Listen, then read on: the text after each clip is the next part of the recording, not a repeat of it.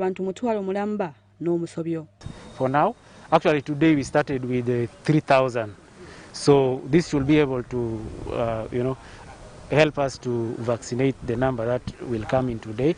And in case the number exceeds what we are estimating, KCC is near, we are able to run quickly and pick more vaccine. Omuntu yenna okugemwa yeetaaga endagamuntu ne kaadi y'omulimu ossa ebbaluwa z'eddwaliro eri abalina endwadde endala. 50 years and above.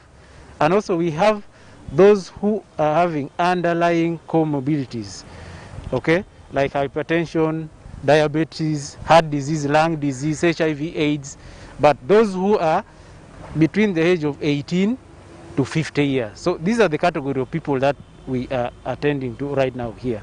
Mu ngeri y'emu, ekitongole ky'ensi yonna ekibudaabuda abalina mukenenya HIV/AIDS kw'ossa ekyo eky'obwannakyewa omwegattira ebibiina by'abalina akawuka ka mukenenya ekya National Forum of People Living with HIV Networks Uganda badduukiridde abasawo e Namboole abakoze obwezingirire okujjanjaba abalwadde balumya mamawuggwe n'ebikozesebwa okuli masiki z'ekika kya N95 200, oxygen head regulators 5, amazzi, obutimba bw'ensiri, jik n'ebirala. Nankulu w'ekibiina kino mukyala Stella Kentutusi agamba bakyafuna okulungamizibwa okuva mu kitongole ky'ebyobulamu okuwa abasawo b'e Namboole akasiimo ak'obukadde 120. Bino tubikoze mu kwebaza ate n'okulaba nti abasawo baffe abali wano n'abakozi bonna basobole okwewala COVID-19. Omulimu gwe bakola gwa ttendo naye twetaaga kukwatirako gavumenti okulaba nti tebafuna ate ekibazo emabega mukolo mulungi omulimu mulungi. Ivan Juko yakuŋŋaanyiriza eggulire lino. UBC leero tukyagenda maaso kakati ye minisita w'ebyettaka Judith Nabakooba alagidde ab'ebyokwerinda ne RDC w'eggulu okulondoola ekikolebwa oba ebikolebwa mu ofiisi z'ebyettaka mu kitundu kino. Minisita Nabakooba abadde awerekeddwako minisita omubeezi avunaanyizibwa okukulaakulanya ebibuga Mario Biakania nga babadde eggulu okutongoza okuzimba oluguudo oluwerako kilomita eyo nga 7.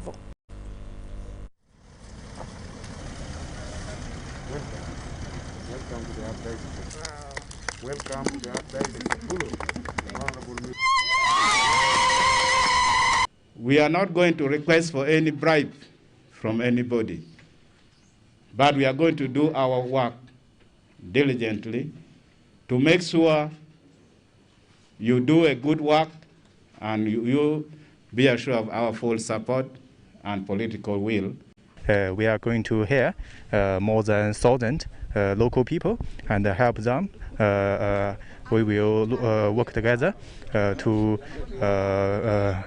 make the beautiful tomorrow to Gulu. Today we are so grateful that the presidential pledge for tarmacking St. Paul the Second Road, which runs from Forgot Trading Center to the airport, is being fulfilled.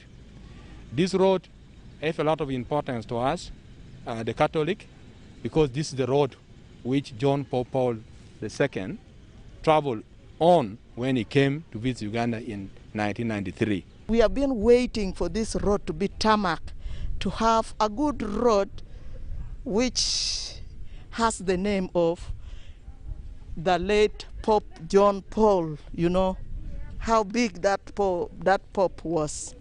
So today we are so joyful. We are very happy that USMIC has taken on this road. So we are going to emphasize the issue of physical planning during this time. Government is going to emphasize it from now on. And physical planning is not the responsibility of the ministry in Kampala. We set the standards, we set the laws, we set the regulations, but the actual physical planning and implementation on the ground requires you, the local leaders, all of us to work together. District land boards and the area land committees, I don't know, RDC, town clerk, you need to supervise them. You need to supervise them. At times, they do things without even considering the procedure. The notices of application are not followed. The communities are not involved. They just wake up in a day and land is given away. They are telling them, please leave. And that causes confusion and conflicts. So we would ask you, the district leaders, the MPs, please tighten on our district land boards to make sure that government land is managed well. Wetweyongerayo ate abakubi b'amayinja mu kirombe ekisangibwa ku kyalo Buligombe mu muluka gwe Namawojjolo mu disitulikiti y'e Mukono bafunye ekikangabwa oluvannyuma lwa munnaabwe Nakatovairo w'emyaka 22 bw'abutikiddwa ettaka n'afiirawo. Ono kigambibwa nti abadde ne munne Roy Mbabazi ne balabulwa nti ettaka liyinza okubayiikira babadde bagezaako okufuluma ekirombe wabula omutasimatuse. Abatuuze b'okukyalo Buligobe mu muluka gwe Namawojjolo mu disitulikiti y'e Mukono basanze mu kiyongobero ne batulombojjera engeri ettaka mu kirombe ky'amayinja gye libumbulukukiddemu bannaabwe omu n'afiirawo. Ne kivaayo mulundi gumu ne kibagwira. Munna agezezaako okudduka ne kimuziikako ebigere ye ne kimuziika yenna. Omuntu alina abaana, omuntu alina famire n'ebyetaavu bingi ebiba byagaliza ki ssente. Kati bakubanja enju ate osobola osokolako wali lwaki tokola. Nakatovairo w'emyaka 22 yaluguzeemu obulamu ng'ono abadde yeenyigira mu mulimu gw'okusima amayinja. Ye Roy Mbabazi ng'ono yasimattuse okufa annyonnyodde engeri munne gye yafudde era nti awonye atya okufa. Tubadde tujjayo enkyekya n'ettaka nze nga nkutamye ndi kulonda enkyekya n'ettaka kati ng'ono afudde nze mbadde mu maaso nga ye ali mabega naye ffe nga tutegedde nti eri ekitaka kigenda kuyiika kati nga waliyo abadde eri waggulu ayimiridde eri waggulu obugundi kati bwe yayimiridde eri waggulu obutaka ne buyiika kati bwe bwayiise ono yafudde n'agamba ani ayiwa ettaka mu mmere yange kati twagenze kulaba waliyo omuvubuka bamuyita Edi kati Edi yagambye banange muveeyo ffe twagenze kudduka era nze kyankuta amagulu naye ye kyamusindise n'agwa nga yeevunda. Ye ssentebe w'ekyalo kino kyasibwanga yennyamidde olw'embeera y'ekirombe kino okuttanga abatuuze be kyokka n'asaba abakulembeze b'ekirombe kino okwongeranga amaanyi mu kusomesa abakuba amayinja ku ngeri gye bayinza okwegenderezaamu. Mbadde nsabira nti ne bana abakola mu kirombe wano batuyambeko okugayidinga abantu bo balaga ekituufu adde nti embeera ya bwavu naye tugezeeko okulaba nga tukuuma n'obulamu bwaffe.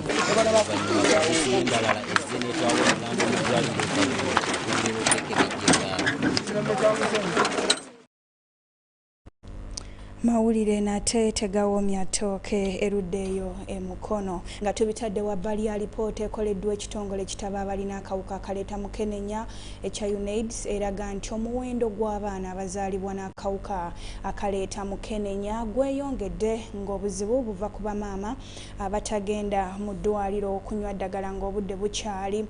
Kakati bino byogeddwa Jotham Mubangizi akulira ekitongole kya UNAIDS mu Uganda bw'abadde asiima abasawo ku ddwaliro lya Ntebe Grade B olw'okujjanjaba ekirwadde kya COVID-19 era katubifune Sura Kagugobe.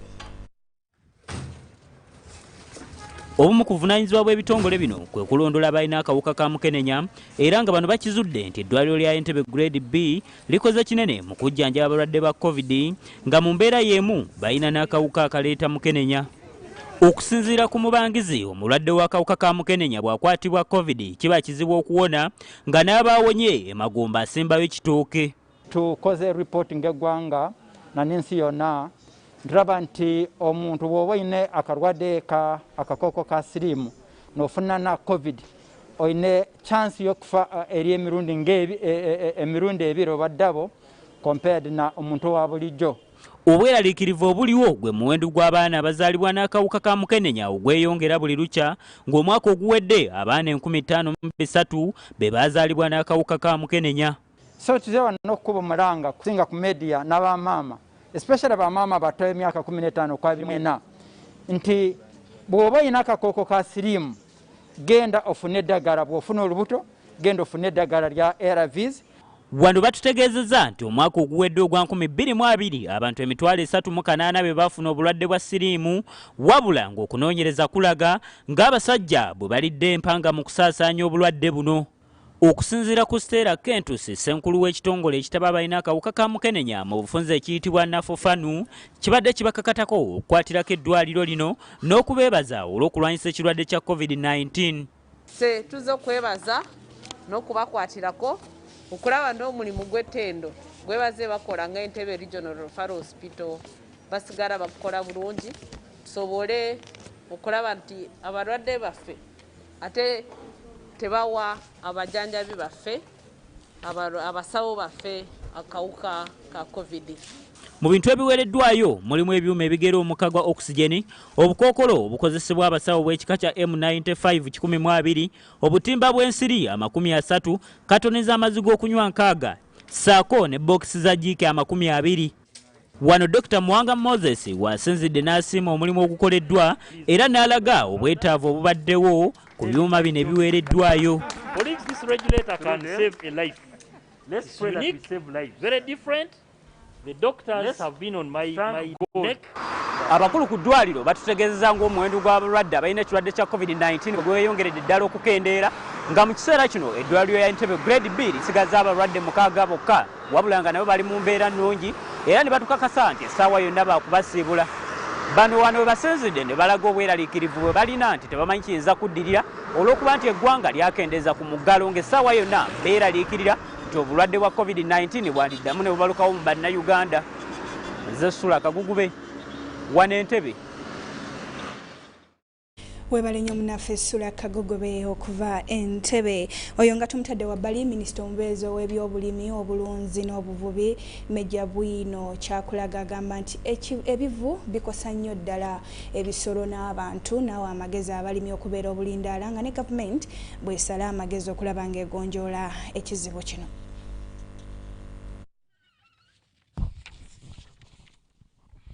Ministry y'ebyobulimi, obulunzi n'obuvubi yakwekenneenya ku ngeri ebivu gye bikosaamu abantu n'ebisolo.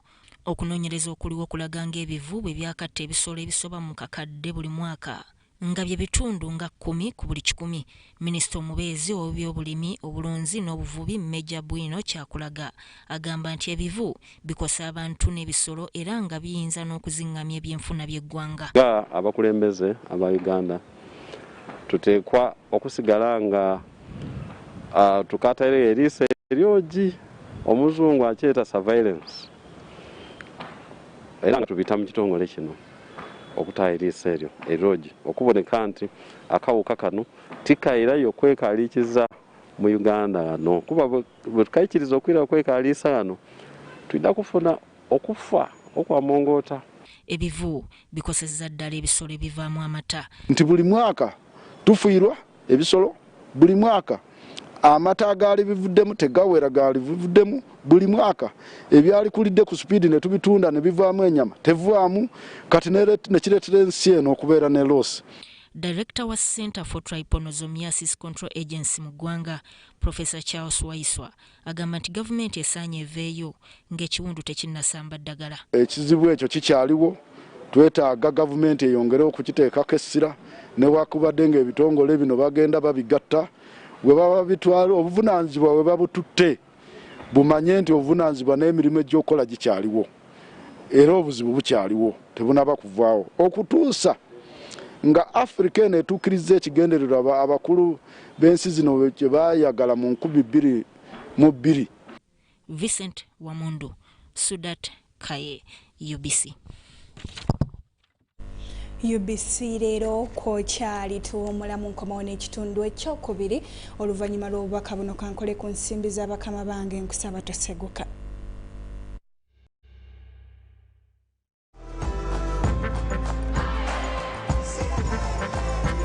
Uganda, today is a great day to work towards your dreams. Dial *185*7# and select savings to save as low as 500 Ugandan shillings on regular savings or 250,000 Ugandan shillings for fixed deposits. Airtel Money Super Saver is powered by KCB Bank Uganda. Airtel Money, instant, secure, borderless. T's and C's apply.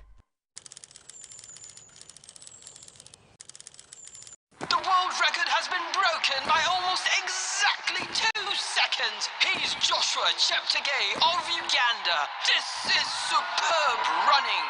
I've shared my story with the world, with you, but you've only seen the half of it. Because to truly know and appreciate my story, you will have to see it for yourself. My home, my Uganda. From the breathtaking waterfalls of the Nile to every beautiful sunrise and sunset, from the amazing blankets of green to the priceless treasures that lie within.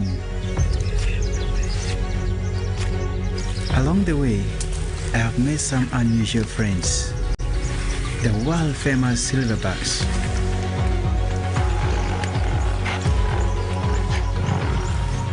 When I see them, I behold Uganda's treasures. So yes, you see me and celebrate Uganda. I assure you, there is a lot more in store. I have lived here for years, but even I am yet to see its full glory. Join me. Let's take on the Pearl of Africa together. Be alert. Do not share your Airtel Money PIN number with anyone. Airtel Uganda employees will never ask for your Airtel Money PIN number on call, SMS, or by email. All SIM card registrations, SIM card verifications, or SIM swaps are done at clearly branded Airtel shops and not on phone. To report any fraudulent activity, please call 100 immediately. The official calling number for Airtel promotions is 0200 100 100. Stay alert on Airtel Money. Instant, secure, borderless.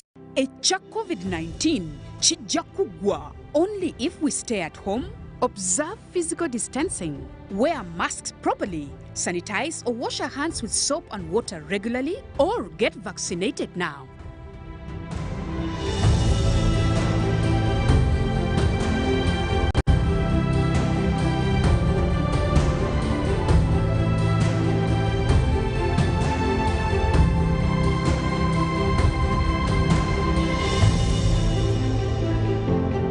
Therefore, understanding this model.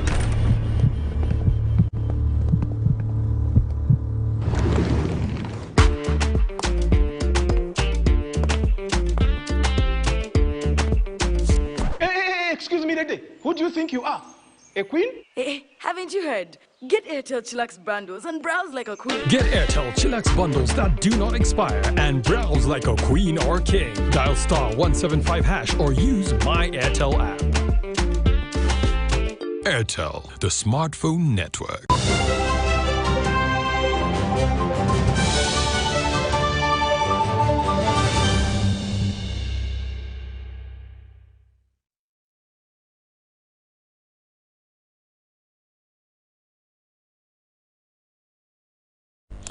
Okola bulungi okutwekuumirako wano ku UBC leero kino kitundu kyakobere tukyagenda maaso n'amawulire gaffe era nja kuba ntandika n'ekitongole ky'ebibalo mu ggwanga kyanjulidde ababaka ba paalamenti okuva mu bukiikakkono bw'eggwanga ebikwata ku mbeera z'abantu mu kitundu kyabwe. Mu alipoota eno eraga nti bwe watali nkyukakyuka mu nnyingiza y'omu maka era katebefune. Ababaka paalamenti okuva mu bukiikakkono bw'eggwanga batudde mu yafeesi ya Ssaabaminisita Okutama Empenda butya bwe bayinza okuggya abantu mu buyinike mu kitundu eky'obukiikakkono bw'eggwanga. Olukiiko luno lukubiriziddwa Minisita omubezi w'obukiikakkono bw'eggwanga Honorable Grace Kurukinyi ng'essira basinze kuliteeka ku nkulaakulana eya nnamaddala. And it's the parish model that will enable us get the data on the ground and pretty much verify what they are saying. In Acholi region is only 15%, meaning that out of every 100 people asked whether you have an enterprise which brings you income, in Acholi there were only 15 people out of 100. Alipoota y'ekitongole ky'ebibalo mu ggwanga eyafulumizibwa wakati w'omwezi gw'omwenda omwaka 2019 n'omwezi ogwokubiri omwaka 2020 eraga ng'abantu emitwalo 13,732 baatuukirirwa ne babuuzibwa ebibuuzo era nga bali mu mbeera ey'obuyinike. If we want to come out of poverty, we need to develop enterprises for cash crop for our people. especially in Acholi, in West Nile, in Lango. Good enough West Nile, they have tobacco. Honorable Minister, NUSAF was a very good project. NUSAF 4 is coming. But what was NUSAF trying to address? Was it a short-lived problem or a long-term sustainable solution? Amaka mu bitundu omuli Lango, West Nile, Acholi wamu ne Teso bayimiriddewo ku bulimu bw'abamufuna mpola so nga abandi bakola zendya ate abasigadde beenyigira mu kulima okutazza magoba. Minisita omubeezi atwala obukiikakkono bw'eggwanga Grace Kukinyi asuubizza nga gavumenti bw'erina enteekateeka ey'omuggundu ku bantu bamufuna mpola. Refocus, go commercial agriculture and go bulk production so that we can process and add value. But there were some glaring things about mindset, and this has made me wonder a methodology used by UBOS that they ask people, are you poor? Are you rich? And many people said they are poor. Now you UBC LEERO wetweyongeddeko kakati abasiraamu basabiddwa okwekolerera ku nkulaakulana yaabwe okusinga okwemanyiiza okusabiriza bw'abadde akwasibwa check ey'obukadde 105 okuva mu Salaamu Charity nga zaakuyambako mu kuzimba Masigidi Mbogoye Kawempe. Amel Wumal Sheikh Yunus Kamoga agambye nti kyagala nnyo obusiraamu ne bwekolerera okusinga okwettanira nate okubuwa.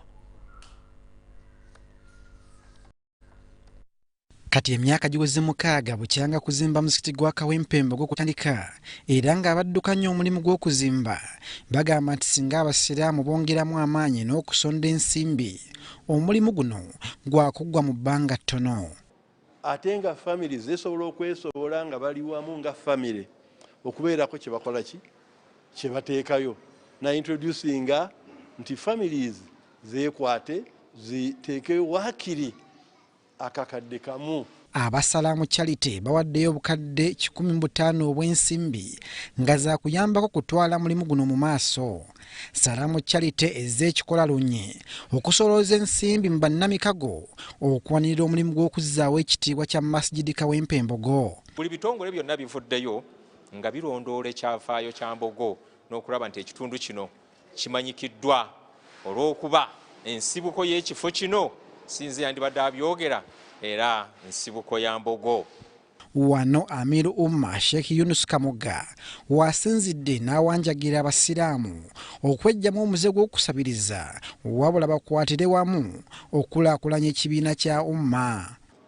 Kyenjagala tujje mu bwongo bwaffe ogamba nti bagenda tukolera buli kintu tenga omuzikiti guno bawala bwe bajje bazimbe buli kintu tubadde bwe tulowooza naye Charity n'aba bafaanana balaze nti naffe ng'abantu tusobola okuzimba ekizimbe nga kino. Omulimu gw'okuddamu okuzimba omuzikiti gwa Kawempe Mbogo gwatongozebwa mu mwaka gwa 2014 era nga gusuubira okuwemmenta akawumbi k'ensimbi kamu n'ekitundu. Nze Lubwama Abdu Nasir.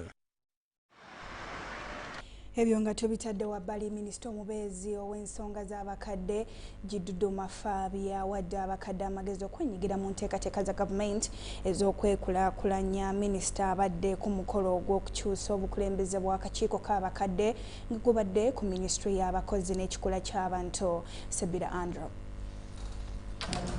Olukiiko lw'abakadde olusookedde eddala lukyusizza obukulembeze n'omulanga gw'okukubiriza abakadde okwenyigira mu nteekateeka za gavumenti ez'okwekulaakulanya.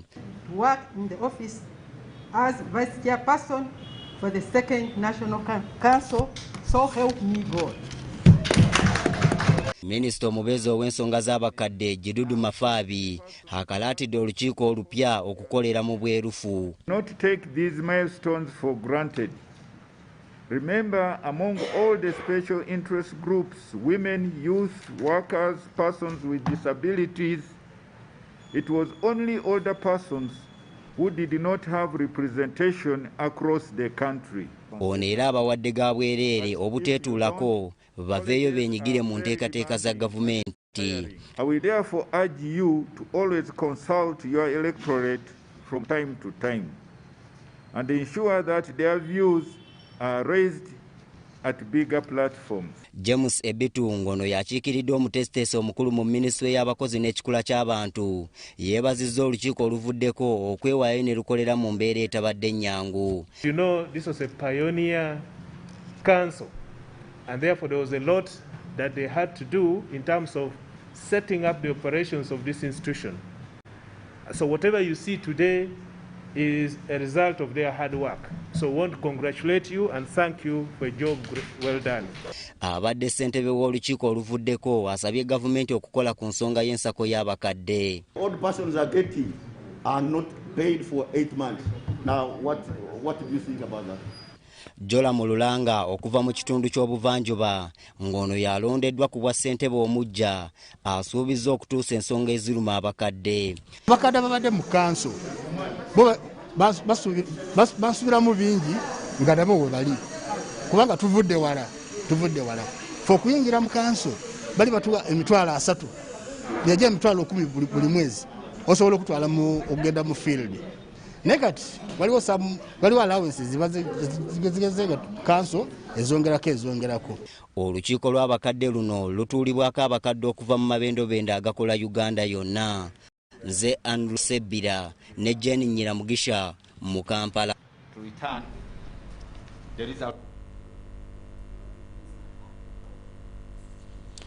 Otukola bulungi okutwekuumiraho kaakati tugendako mu bannaffe kyebaleese olunaku olwaleero na Kimbugwe Anit. Omusana ogwakanga bwe gukubakubamu ekiddedde awamu n'enkuba mu bitundu ebimu mu ggwanga. Otya nno munnaffe eno y'embeera y'obudde okuva mu Yunima, nze Annette Nakimbugwe. Nga weziweredde essaawa 3 ez'amakya ga leero ng'ebitundu ebifunyeyo enkuba mwe muli Gulu, Soroti, Masaka, Masindi awamu ne Mubende. Era nga bwetunula ku kifaananyi ky'embeera y'obudde ku Ssemazinga Africa kiraga kinoona mpewo kasongezo ka South Africa nga sika empewo eva ekiviiriddeko omukuubo gw'enkuba okuba nti gusenvudde okweyongera mu masekkati aga Ssemazinga Africa omuli n'eggwanga lyattu era nga kyekiviiriddeko enkuba ey'ebiwugiro mu bitundu by'eggwanga ebimu. Enkya ku makya tusuubira enkuba okutonya mu bitundu by'eggwanga ebisinga okuggyako ebyo ebimu ebiri mu bukiikakkono, Ekkalamojja ne mu buvanjuba bw'eggwanga so nga ate mu biseera eby'olweggulo tusuubira enkuba okutonya mu bitundu by'eggwanga ebisinga ng'era mwetobeseemu n'okubwatuka okw'eggulu.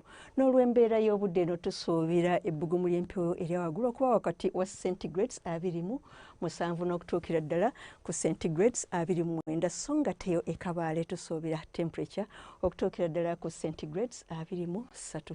Okweyongerayo mu bibuga ebimu okusukka eggwanga lyaffe omuli Mombasa ne Dubai omusana gusuubirwa okwaka nga bwe gukubakubamu eyo mu Mombasa ne temperature okutuukira ddala ku centigrades 29 ate yo e London obudde busuubirwa okubeera obw'ekiddedde.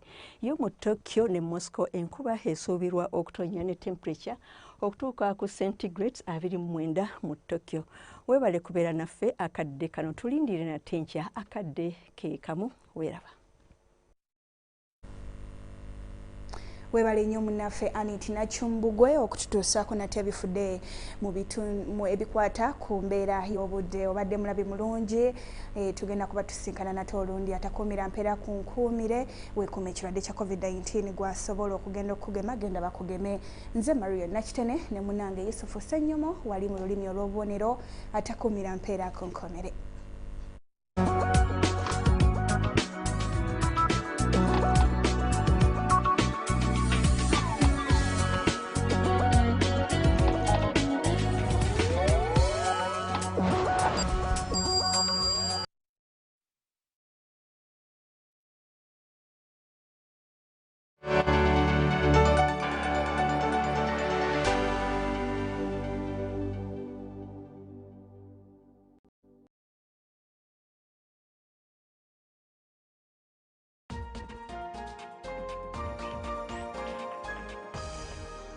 This week on UBC. What is the way forward for Ugandans, especially those that live in the capital city where the big burden of disease is. People used to say, do you know somebody who knows somebody who has died of COVID?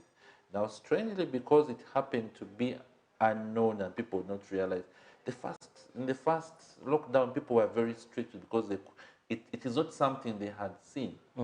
Later on now with this interaction, people tend to say, okay, I have seen it. What is it going to do to me? Are there measures in place by the authority to make sure that actually people are staying safe now that they are back on the streets? The fact that you don't want many people to share your ATM PIN or to share your checkbook, why do you want people to mess around with your health? The Doc Talk Show. Echa COVID-19 chijja kugwa only if we stay at home, observe physical distancing, wear masks properly, sanitize or wash our hands with soap and water regularly, or get vaccinated now.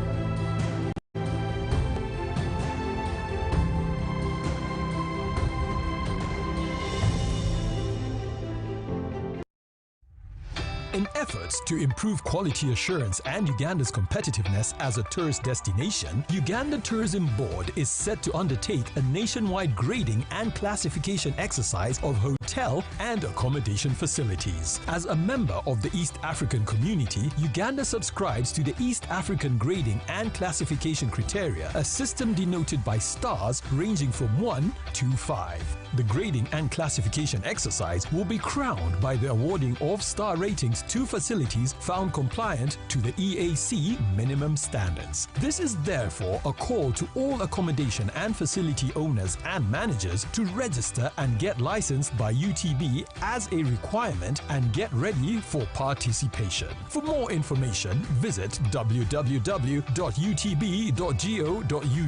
or email qualityassurance@utb.go.ug for details. Uganda Tourism Board, promoting tourism together.